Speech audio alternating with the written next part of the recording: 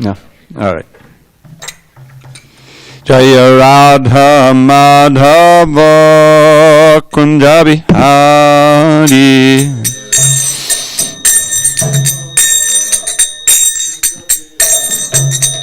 Jaya Radha Madhava Kunja Bihari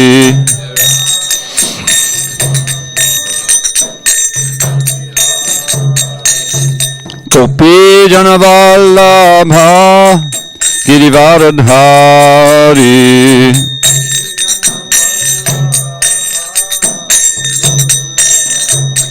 Jai Gopi Jana Vallabha Girivaradhari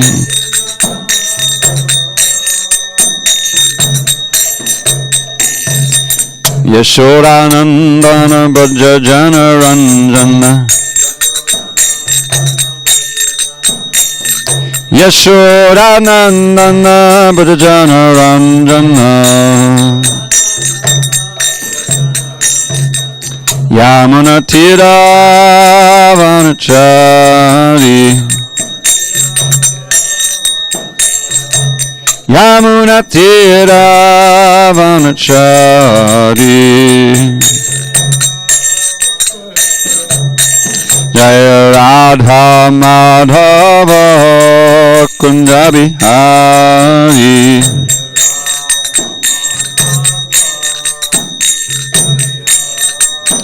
Jaya Radha Madhava Kunja Bihari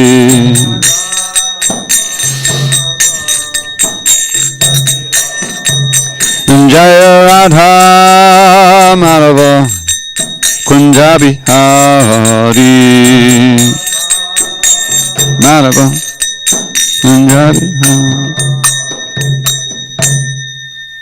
Jai Om Vishnupad Paramahansa Rujaka Acharya Astotra to the Sri Srimad Divine Grace Srila A.C. Bhakti Vedanta Swami Prabhupada Ki Jai ISKCON BBT Founder Acharya Srila Prabhupada Ki Jai Jai Om Vishnupad Paramahansa Parujaka Acharya Astotra to the Sri Srimad Divine Grace Srila Bhakti Siddhanta Saraswati Thakur Ki Jai Ananta Koti Vaishnavini Ki Jai Namacharya Srila Haridas Thakur Ki Jai Grantharaj Srimad Bhagavatam Ki Jai Samaveta Bhaktivinoda Ki Jai. All glories to the assembled devotees. All glories to the assembled devotees. All glories to the assembled devotees. All glories to Shri Guru and Gauranga. Narayanam Namaskritya Narang Chaiva Narottamam Devim Saraswatim Vyasam Tato Jaimudirit. Before reciting the Srimad Bhagavatam, which is our very means of conquest, we should offer our respectful obeisances unto Lord Narayan, the Supreme Personality of Godhead, unto Narayan Rishi, the supremest human being, unto Mother Saraswati, the goddess of learning, unto Srila Vyasadeva, the author, and unto Srila Prabhupada, the translator, commentator, and our spiritual master.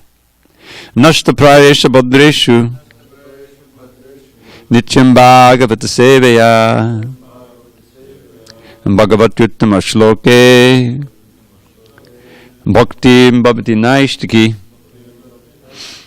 By regular attendance in classes on Srimad Bhagavatam and by rendering devotional service to the pure devotee, all that is inauspicious within the heart is destroyed almost to nil, and loving devotion to the Supreme Lord who is glorified in transcendental songs is established as an irrevocable fact. Om Namo Bhagavate Vasudevaya. Om Namo Bhagavate Vasudevaya. Om Namo Bhagavate Vasudevaya. On the 16th day of December 2020 in SanDiego, we're reading from Srimad Bhagavatam, translation and commentary by His Divine Grace A.C. Bhakti Vedanta Swami Prabhupada. We're in Canto 4, the creation of the fourth order, chapter 28. Puranjan becomes a woman in the next life, text 38. Text 33. Vabhajyatanayebhyak shmam.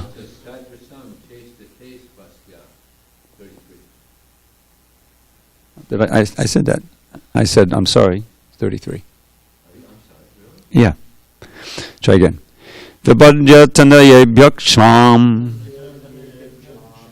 Rajarshi malayadvajaha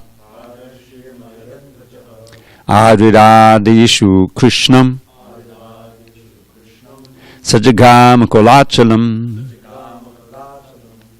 Vibhajyatanaye bhakshvam Rajarshi malayadvajaha Adiradhaishu Krishnam Sajagam kolachalam Vibhajyatanaye bhakshvam Rajarshi malayadvajaha Adiradhaishu Krishnam Sajagam kolachalam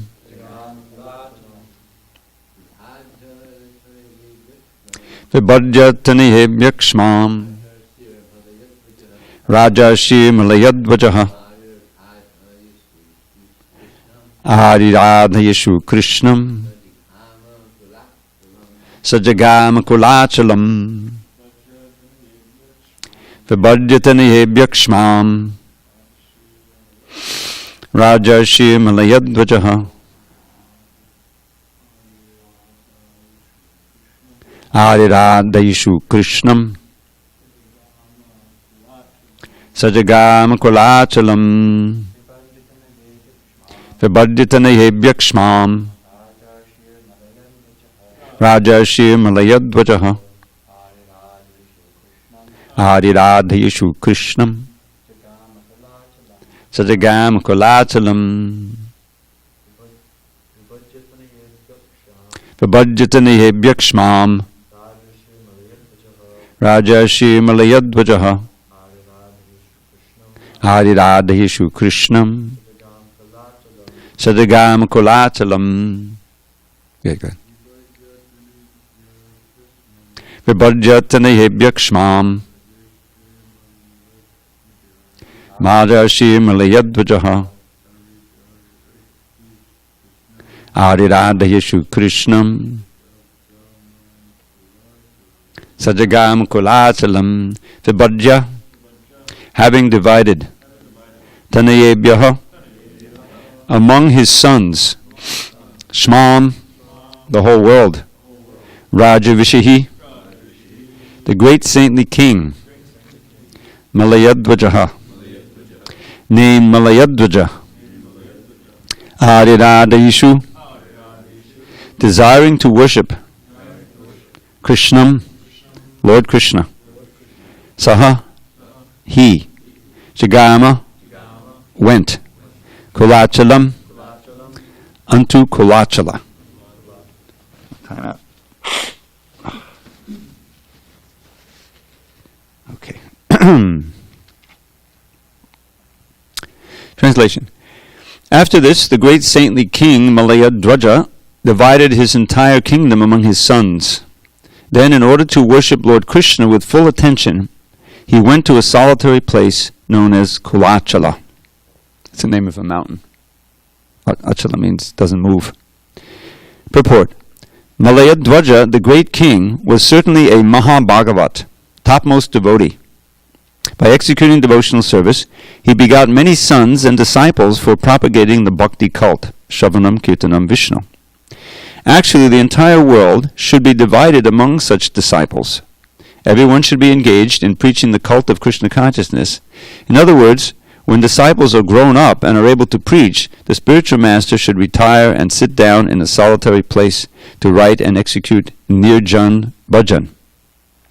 This means sitting silently in a solitary place and executing devotional service. This Nirjan Bhajan, which is the silent worship of the Supreme Lord, is not possible for a neophyte devotee.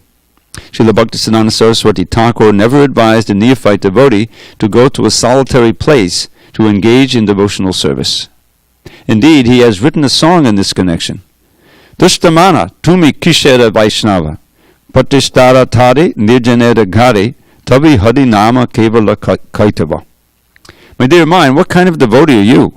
Simply for cheap adoration, you sit in a solitary place and pretend to chant the Hare Krishna Mahamantra. But this is all cheating. Thus, Bhaktisiddhanta Saraswati Thakur advocated that every devotee, under the guidance of an expert spiritual master, preach the Bhakti cult, Krishna consciousness, all over the world. Only when one is mature can he sit in a solitary place and retire from preaching all over the world. Following this example, the devotees of the International Society for Krishna Consciousness now render service as preachers in various parts of the world. Now they can allow the spiritual master to retire from active preaching work. In the last stage of the spiritual master's life, the devotees of the spiritual master should take preaching activities into their own hands. In this way, the spiritual master can sit down in a solitary place and render nirjan bhajan. Om Jnana Timarandasya Jnanandana Shalakaya Chakshu Unmilatam Mena Tasmai Shri Gurave Namaha. I was born in the darkness of ignorance, but my spiritual master Srila Prabhupada opened my eyes with the torchlight of knowledge. I offer my humble obeisance unto him and all members of Sri Parampara, the disciplic succession. So, it's interesting, Prabhupada's books, when you read them, you can get some idea of what's going on in the movement as he wrote his history. And here we see that this is the latter part of the fourth canto, which was written in 1974, I believe. Yes, I think it's 74, probably into 75, because we were working on that book in Brooklyn throughout 1974 through the fourth canto. So Prabhupada probably wrote it. It's probably 1975 by this time. But what is he saying here? First of all, the context is that this King Malayadwaja, he had all of his sons, exalted sons. He was a Mahabhagavat, and then he retired. As we find in the Bhagavatam, many of the great leaders do, the kings, at a certain point they retire, sometimes not even waiting to get into old age, such as Maharaj Bharat. But generally, it's in the latter part of life, they'll just leave everything, and it's generally going to the forest, which means taking on severe austerities. Can you imagine just going into the forest and trying to live from whatever you can get, berries and roots and things, find some water. It's inconceivable today.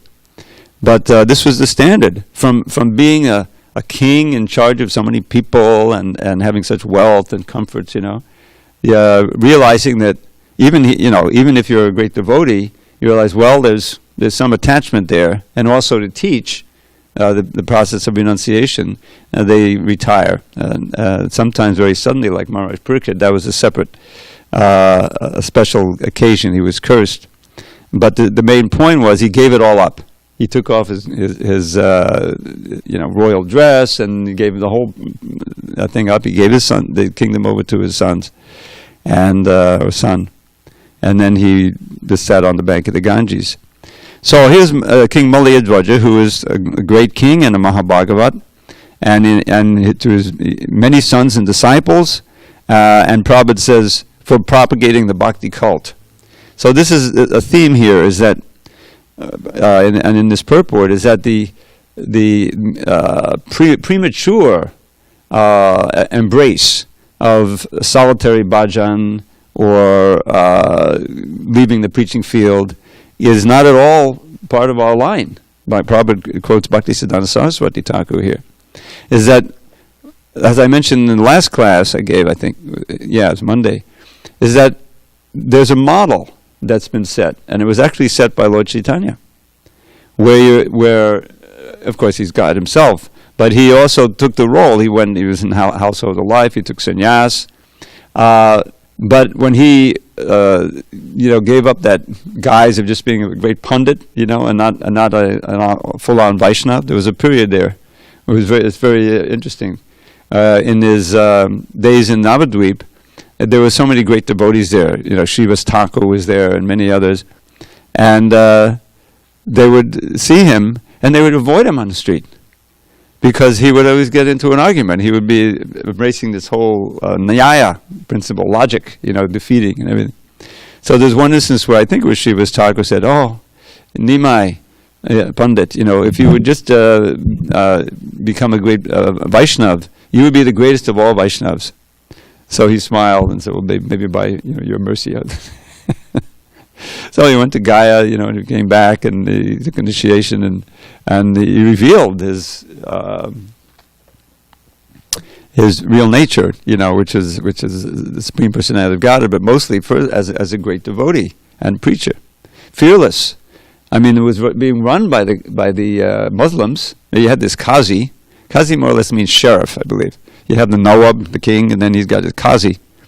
So, and you had the smarta Brahmins, who were not really devotees, and they were overly envious, or they were covetous of their position, of their social position as Brahmins, And they saw, when Nimai Pandit restarted the Sankirtan movement, and this was going on, they saw that as a challenge, that this loud chanting was going on. Where does it say it has to be loud chanting? That's disturbing our sleep, like that. So they appealed to the Qazi to stop it, and then he broke the drum and he tried to suppress it.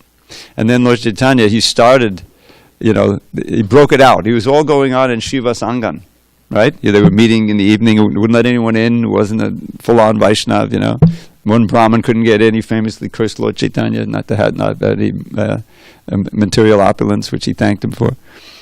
So, but then when they tried to suppress it, then he said, "Okay, tonight everybody get a torch. We're going to have a big, Mahasankirtan, and we're going to the Qazi's house. We'll see what kind of suppression he can run." It's thousands and thousands of people. It's wonderfully described in the Chaitanya Bhagavat. So it was broken out. So the idea is that Lord Chaitanya was the follower of this movement, was very anxious to preach this, as Prabhupada always calls it, the cult, the culture of Krishna consciousness, out of compassion, out of mercy, out of seeing the great need for it. This whole Bhagavatam was spoken for that reason. It was arranged. The sages at Naimisharanya gathered because they saw the oncoming Kali Yuga. They could see by their vision that everything's going to get so degraded. So they said, well, we need to have a sacrifice and somehow, do something to alleviate. They didn't know quite what. And so eventually Sutta Goswami comes, and he said, okay, you speak. And so he spoke the Bhagavatam that he had heard. Then the first speaking, when Shukadev spoke at the Pariksit, he memorized the whole thing. Can you imagine? But the idea is the very foundation of our movement of this Krishna consciousness, which is Bhagavatam, Lord Chaitanya gave it, manifested out of the compassion of these sages for us, Kali Yugites, who are going to be, as they described, for the most part, they don't live very long. They're very lazy in the matter of spiritual life, and even if they're interested, they get misguided, and so they're unfortunate. And all the time, there's so many disturbances. The minds are disturbed. So what can they do? What can we give them that is going to help them to turn toward Krishna? So the Bhagavatam was spoken, and throughout the Bhagavatam, you will find so much instruction on the chanting of the holy name. I was just reviewing. Unfortunately, these verses are leaving me now, but. Canto 6. Maybe Vijay, you may remember. Maybe you don't remember. I mean, this was when you were joining. When the 6th canto came out in 76, I think it was, early 76, and that first volume is all about Ajamil and the chanting of the holy name, It was seen, this is such important instruction for the people in general, because it's all about, the holy name. They had a special printing of those, 100,000, and the devotees would go out with just that one, the first part of the 6th canto. They came out in 3 volumes. It was a mass distribution book. And with the famous picture on it, of him almost being yanked out, and the Vishnu stopping. So, throughout the Bhagavatam, you'll find this emphasis on the compassion of the great Vaishnavas for those who are not. Prahlad Maharaj personifies that famously, but all of them have that sense. Not only are they're completely connected to Krishna internally, they're practicing yoga and meditating on Krishna, but they feel the need to give to others, to spread it. So Prabhupada is emphasizing that here, that he begot many sons for propagating the Bhakti cult, Shravanam, Kirtan, and Vishnu. And then he says, actually the whole entire world should be divided among such disciples. So what Prabhupada is getting into here is the a rather direct appeal that his disciples take over the management. He had already established the GBC, but the real urgency was that the preaching would go on full force and the movement would spread. He'd seen how potent it could be. He came with nothing to America, and he got a few followers, and gradually it took off, and the whole thing in England, and by this time it's exploding. It truly is exploding all over the world. So he wants that to continue, and the only way for it to continue, because his time is so limited, is for his leading preachers to, take it up and divide the world and preach vigorously in different corners of the world. So then, so Prabhupada is saying, and then the spiritual master himself can practice Nirjan Bhajan. Now, Nirjan literally means alone, and Prabhupada emphasizes the fact that it's silent. So there's that aspect of meditation on one's sarup and one's personal service to Krishna. You'll find that described in the 8th chapter of the Madhya Lila, conversation with Ramananda Roy. And that's this very advanced stage where you understand your actual eternal spiritual body, your relationship to Krishna, and you're meditating on that pastime day and night, and sometimes externally, sharing with others, chanting. But there's no traveling around the world. The whole idea is it's stationary. So what would Prabhupada do? Of course, what he was hoping to do would be to write. They give up the management and all the problems, and I'll just write. That'll be my preaching and contribution.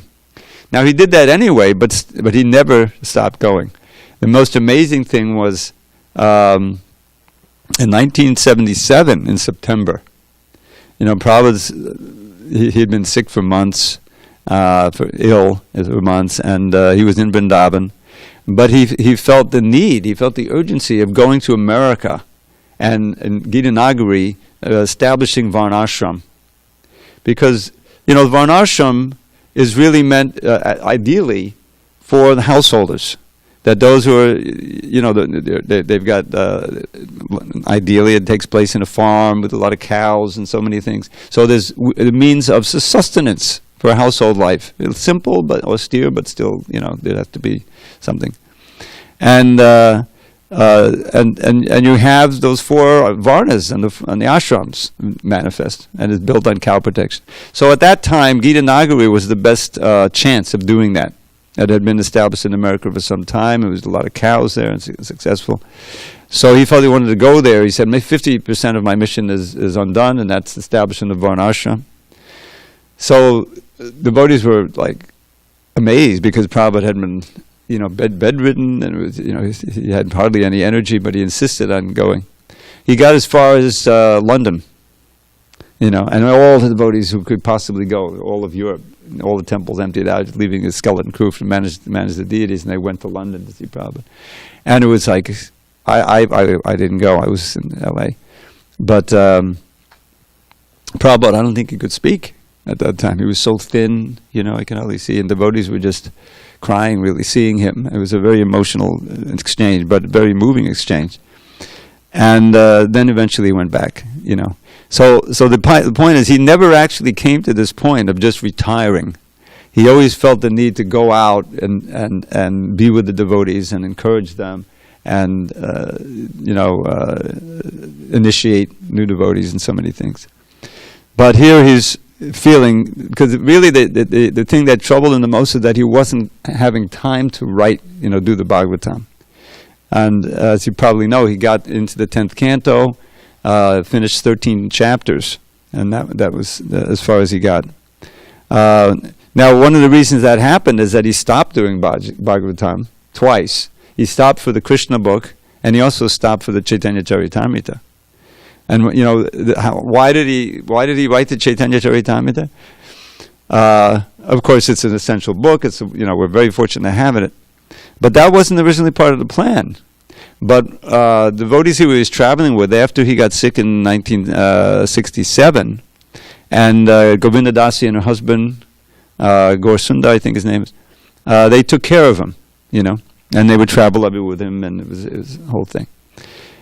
And so somehow or other, because Prabhupada would mention the CC. He gave CC classes in 1967 in 22nd Avenue after he returned, I think, or before he left actually, and went first part of January. But of course, there's no book. I mean, he's reading, translating, and there's no books for devotees to read. But he gave the TLC. The TLC is based on the Chaitanya Charitamrita. That was one of the first books printed because he wanted those teachings to be out there about all the Leela. And that was, an adventure. But then those two devotees, Dravida Dasa and Gaurasundara, somehow they got hold of a translation of the Chaitanya Charitamrita. Is this well known? That I don't know if everyone knows this. And they were reading it. Prabhupada had done the TLC, and he approved them reading it. But they then were asking him, I don't know how often, but can you please translate this? This is such a beautiful book. You're all familiar with the CC. So Prabhupada says, if you read the CC at the very beginning, where he has a dedication, So it says, I forget how he worded it, but because my friends or something, really wanted the CC, it was an answer to them. That was the approximate reason why he did it. That's history. But that took a while to translate, Anyway, the result was that he wasn't able to publish all the books that he really wanted to, especially the Bhagavatam. And that's what he was hoping. That's what I get from this part of this, is that he's hoping that following, Malayadvaja, who went to a place in order to worship Krishna with full attention, he retired, and he was hoping to do that. But he has this warning, because at the same time, he'd also seen some of his disciples go off. They were in Vrindavan, and they went to this Babaji, that Babaji, and then they saw all this other stuff going on, and they felt somehow dissatisfied in ISKCON. As a whole history, I'm not getting into the details, but there were several who were, got enamored of the Babaji lifestyle and this and that, and they left ISKCON. So, but none of them could just sit down in Vrindavan and actually chant 64 rounds, or sometimes 192 rounds, and do what they thought they could do. And so that brought up this latter part of the purport here, where he quotes Bhaktisiddhanta Saraswati Thakur, because he also had to fight that. His main reason, he started this movement, the Gaudiya Math, which grew amazingly, with his 64 maths. He had so many printing presses, so many thousands of disciples, and the whole thing was geared toward preaching, to going out and presenting the pamphlets, at least the books, and preaching and growing the movement, and it worked while he was there. But as soon as even before he left, he saw that when his health was waning, he wasn't able to travel as much. There was all this jockeying for position, and there was fire in the mat. He told Prabhupada that there would be fire in the mat, and sure enough, the preaching stopped because everyone was fighting for the properties and things like that. They didn't follow his instruction to have the GBC, which Prabhupada, of course, established early. So Prabhupada was very careful to emphasize the function of the GBC, that no one person is going to be the Acharya. He designated 11 devotees to begin doing the initiation. And he did everything that he possibly could to see that the movement would carry on. And it has carried on, although there were some rough spots. Those who studied, or the 80s were very difficult. But the mood here is that the disciples, those who are healthy, and are healthy both spiritually and materially, really take on that preaching mantle. And it means going out, and it means reaching out in different places, in different cities, and introducing Krishna consciousness. It's a big world out there. And there are huge parts of America, I'm sure you experienced many times when you go out, that some people are, well, who are you guys anyway? It's not that everyone knows exactly who we are. They knew more when we had a lot of parties, chanting parties, because there was a lot of exposure, So, there's unlimited preaching field. And that's what we should do for years and years and years. And when, the time is there, health is there is needed, and Prabhupada said he established those temples in Vrindavan, in Mayapur, one of the reasons to give his elder devotees a chance to retire in the Dham, and be able to practice Krishna consciousness comfortably. So that's, but that you shouldn't try to do it prematurely. That's the whole idea here. So now they can allow the spiritual master to retire from active preaching work. He never did it. Prabhupada was always anxious to go out. You can ask Bhakti Narayan Maharaj, who was very involved with Detroit, how Prabhupada, he proved the difference between himself and so many other yogis and bogus yogis who came, is that he had so much wealth at his disposal. He had thousands of devotees who were ready to do whatever he wanted. Men and money is really the wealth in this world. And when he got that Detroit center, it was a great opulent center. It had been a big mansion and so forth. And he could have said, okay, this is where I'm staying. It was so comfortable. But he didn't even stay there a few days. I mean, he very, very skillfully executed an incredibly low price for it. He had his disciples, he had Ambarish and Leka Shravanti, who were able to give the down payment or maybe the whole payment. And he got this wonderful facility, and then he flew off. He kept traveling, proving that he wasn't materially motivated. He proved it in many, every day in many different ways, but that was a very, very obvious thing. And he had the LA center, and so he never stopped. I mean, he just loved to be with his devotees, and give them his association, and they all, loved to have him there. It was a wonderful relationship, and that was the real foundation of the energy that pushed everything on. Just as we sing every morning. I'm sorry I missed the Artik again, the call of nature. I couldn't be here for the Guru Puja. I hate to miss Guru Puja.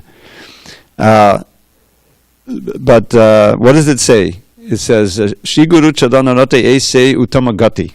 Right? The Guru Mukha Padmavachi, one should make the words of the spiritual master one with one's heart and not desire anything else. Attraction or love for the lotus feet of the Guru is the best means of advancement. Shri Guru Chadanarate Ese Uttamagati. Yepasadi Puri Savasha, his mercy fulfills all one's desires. So just think of that one line. Let's meditate on that one line. Attraction or love for the spiritual master, lotus feet of the spiritual master, is the best means of advancement. What does that mean? It means that the whole foundation of what we're practicing here, it's all based on love.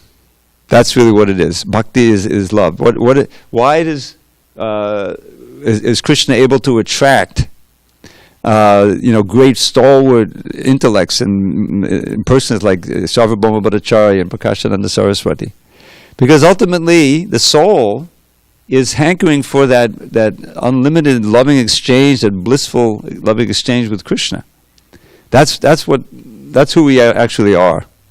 And so even on the material sphere, you'll see what motivates people to do anything. Well, a guy gets married, has children. I mean, in a normal life. I mean, in gross mode of ignorance, sense gratification, that's something else.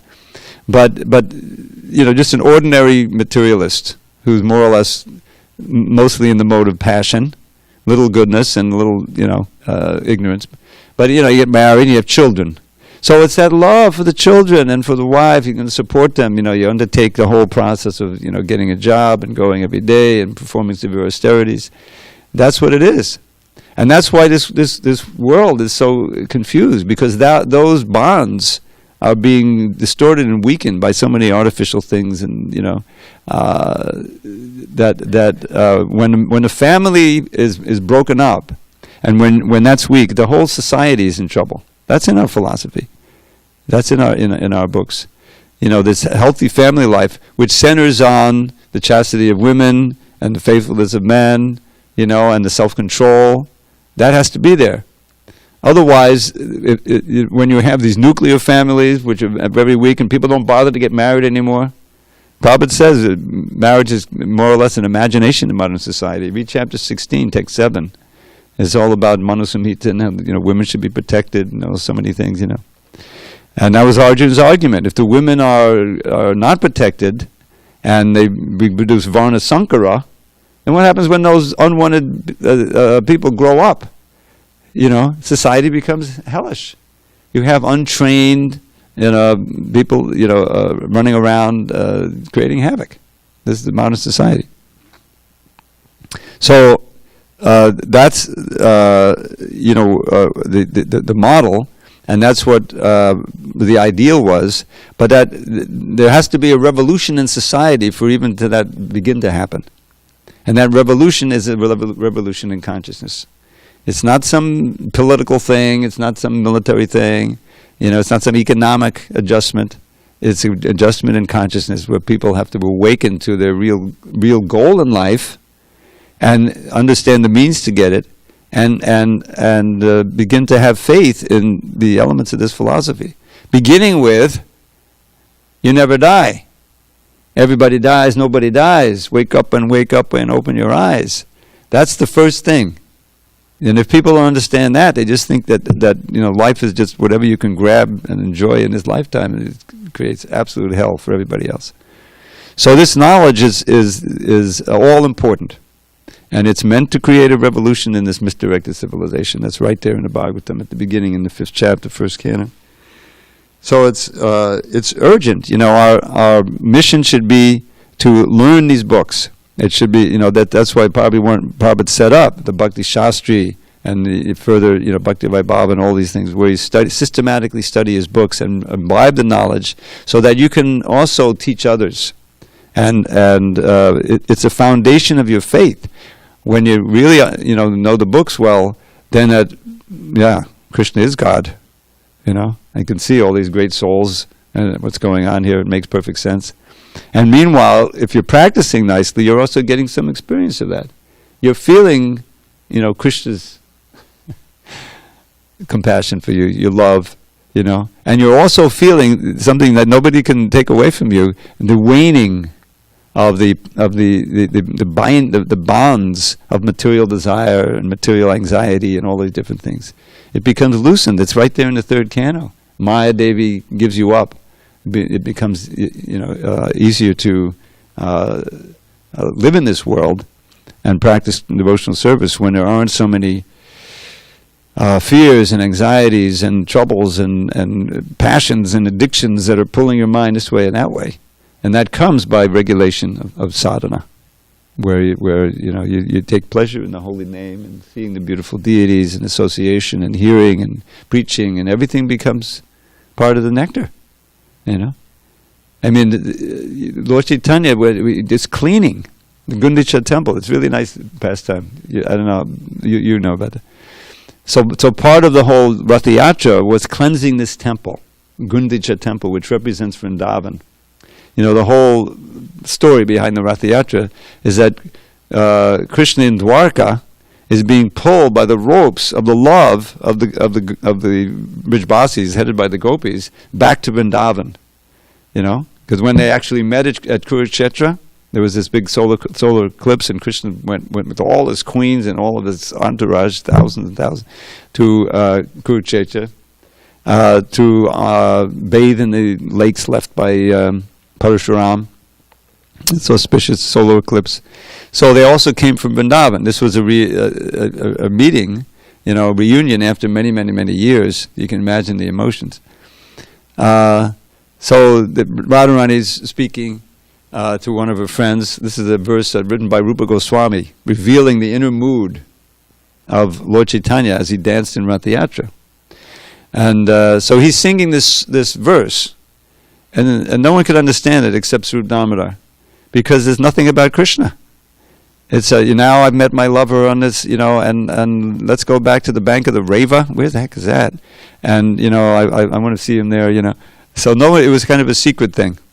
But Rupa Goswami immediately picked it up, So he wrote this verse, which really reveals the inner meaning of Rath Yatra.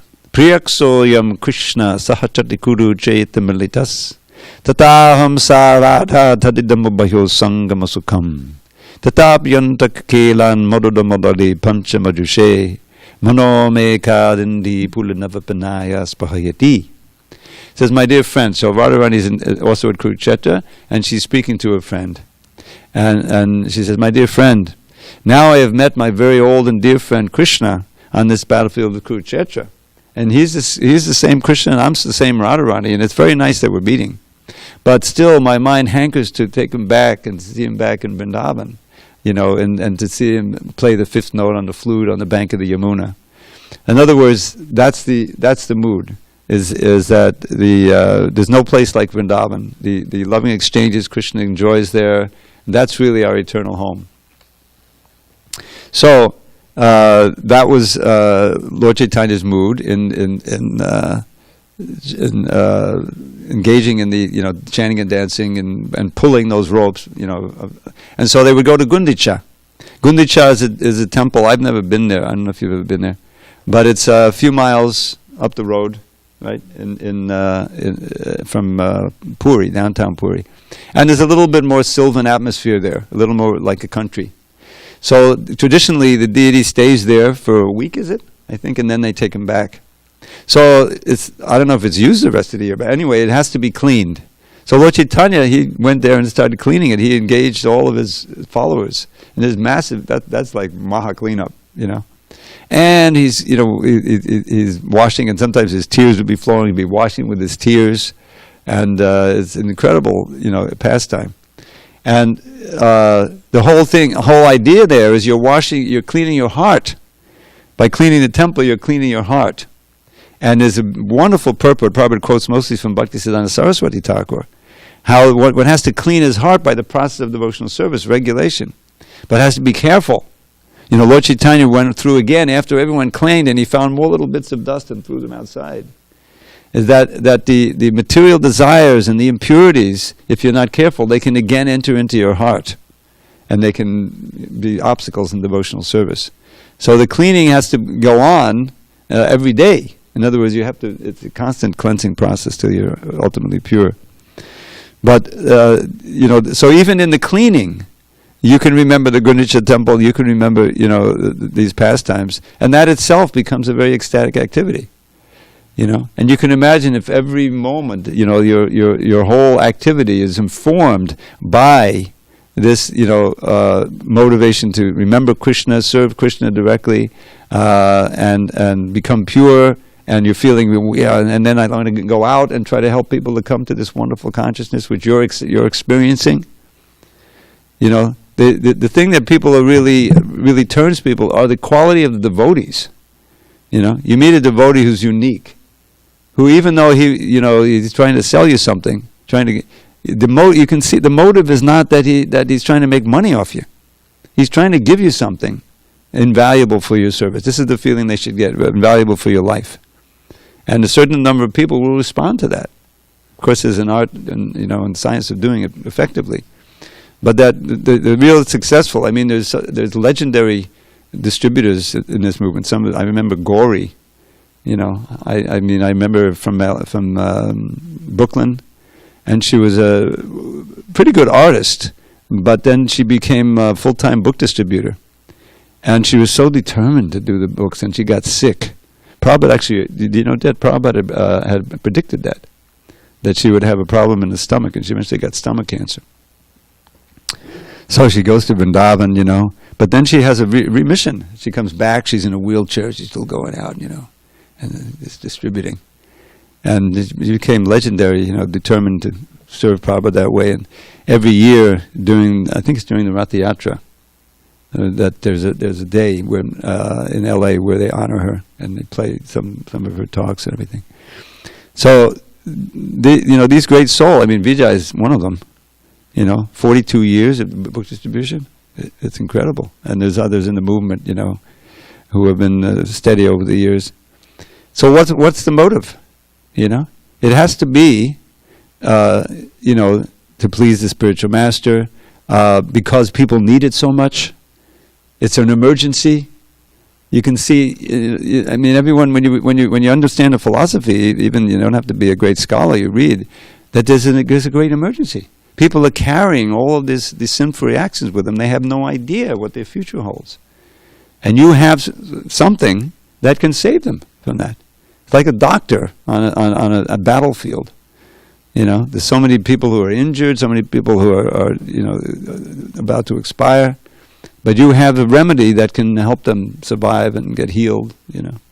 So any human being would, sensitive person would try to help, give them that. So we're all part of this team that's, meant to be agents of Lord Chaitanya in our little corner of the world, and giving as many people as possible a chance to be exposed to this invaluable knowledge as we hear these wonderful stories which can transform a person's life, even save your life, and give them a start at least on the path back to Godhead. That's another aspect of it. That even if they don't do anything else but take that one book, and maybe they read a little bit and you put it on the shelf and somebody else gets it eventually.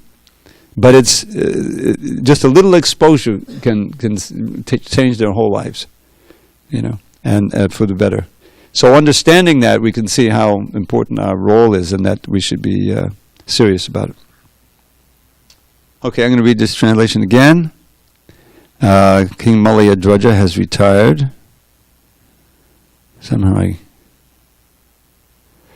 Okay.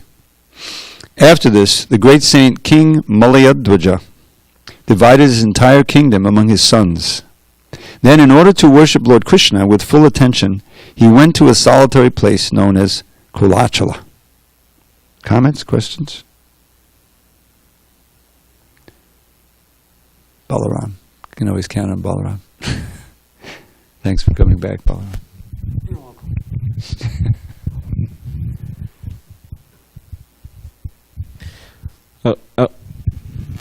I was just reading recently. You're on. I was just reading recently in Bhakti Vikas Swami's biography of Bhakti Siddhanta Saraswati Thakur, and he was saying how Bhakti Siddhanta Saraswati Thakur and his disciples, they would, which I never really thought of, I didn't really know, but they would every year, because they had him out there in Puri, and they had a temple there in Puri. So every year, Bhakti Siddhanta Saraswati Thakur himself and with his disciples, they would go to Gundicha. Oh, they would. And they would clean. I didn't know that. Waiting for Jagannath. And it said that Bhakti Siddhanta Saraswati Thakur would also attend the Jagannath Rath Yatra with all of his disciples. So that would be quite a scene, Bhakti Siddhanta with his disciples, and that first of all them cleaning Gundicha, and then afterwards attending the whole Rath Yatra was quite so. Yeah, he had a lot of disciples. I imagine there was quite a gathering of disciples there. Yeah. Did they all come for the Rath Yatra? Thank you for that. I didn't know that. All right, one quick verse. This is a when the COVID thing hit, I thought of this verse because it's like the whole Kali Yuga is like a fire, a blazing fire, right? So this verse talks about how we can live in that fire and not be singed. Aho aho bir nakaleya vaduyate. This is from the Padyavali. I forget who wrote it, different authors. Aho aho bir nakaleya vaduyate. Sudha sudhara modalam pade pade. Dine dine chandana chandra shitalam. Yasho yashodatana yasagiyate. You can hear the poetry in there. Because at every step they drink a flood of wondrous nectar sweet, whose cooling power sandal paste enhanced with camphor can't defeat. They feel as if the raging blaze of Kali's days had ne'er begun. How blessed are they who fill their days with praise of Shri Yashoda's son. Gaur Premanandi Hari Hari Bo. You can see Prabhupada, he filled his days with praise every moment.